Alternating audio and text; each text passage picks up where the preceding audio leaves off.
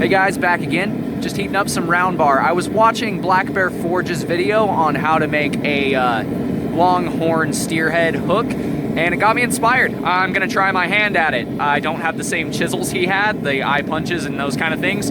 I do have some regular center punches and drifts and chisels, so we'll see what kind of shapes I can make. I'm gonna do my best with some round bar. He used square bar, but we can always square this up. Let's get to it before I talk myself to death here. We're just gonna start off by rounding one of these ends up, getting a nice taper on it. We're already using some round bar, so all we gotta do is taper about 1.5 inches or so to start making our horns. What we're doing right now will eventually become the horns.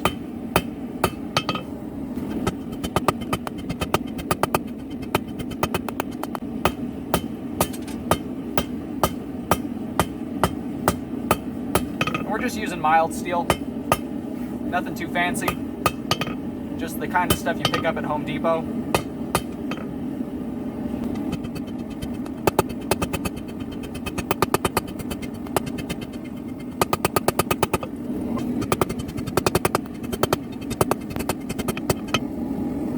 Now we're just going to square up the section right behind that taper we just made for where we're going to do that cow's head, because he was using a piece of square bar to make that muzzle, and this is a piece of round bar, so we're going to make us a piece of square bar, just like that. Now it's all square right back to about here, and it rounds out. Using the thinnest chisel I have. It's quite thick, as you can tell. We're almost there. It's starting to split. We're gonna have a lot of cleanup work to do before we start shaping these horns, though.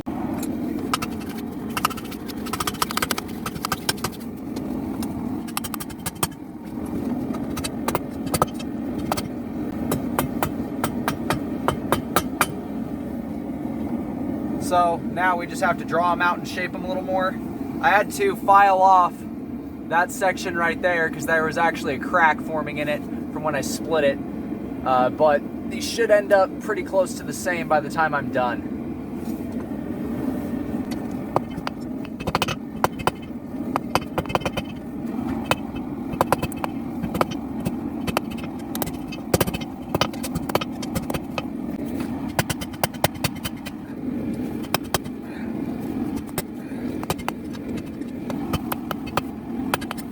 So we've got our horns drawn out to length. Now we're gonna bend it over to start to form that cow's head shape.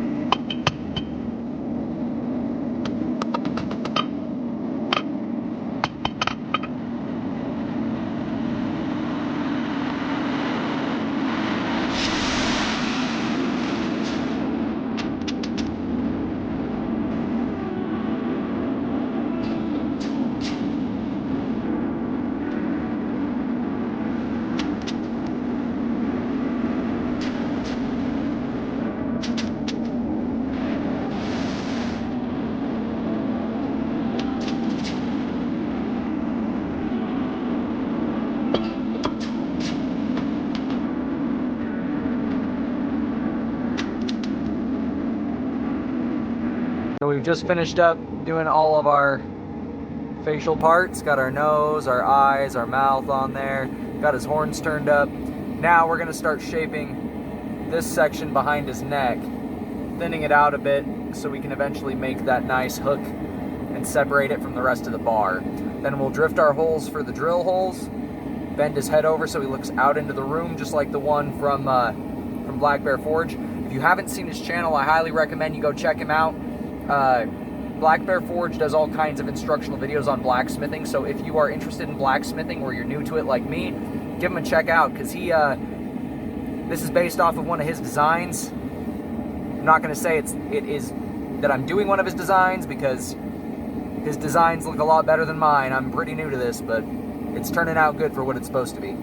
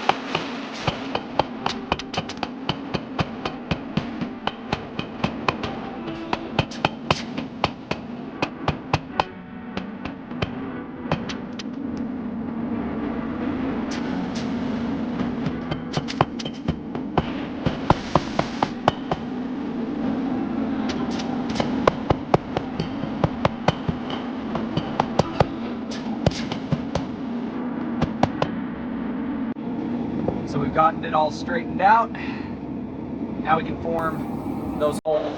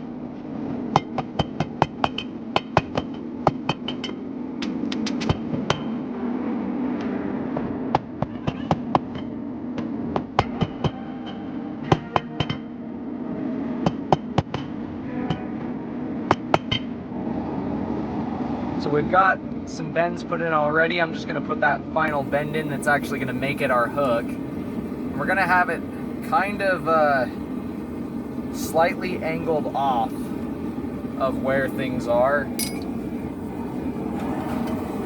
I don't know if that's gonna make any sense, but we want it slightly angled off of the head so it's easier to get the mounting screws in. So now we have our bull's head Texas Longhorn coat hanger. That thing will mount with 2 screws to your wall right there, hang your coat for you. Let me know what you guys think in the comments below. Maybe try something like it. Have some fun. Steel's a great thing to play around with because you can make something that lasts for ages. And yes, that offset is intentional. I wanted to do that because if you miss a stud, this thing is not going to hold as well, and some people just don't know how to mount a wall hook properly. God bless. Love you guys. Don't forget to subscribe and hit the bell so you don't miss a thing. God bless.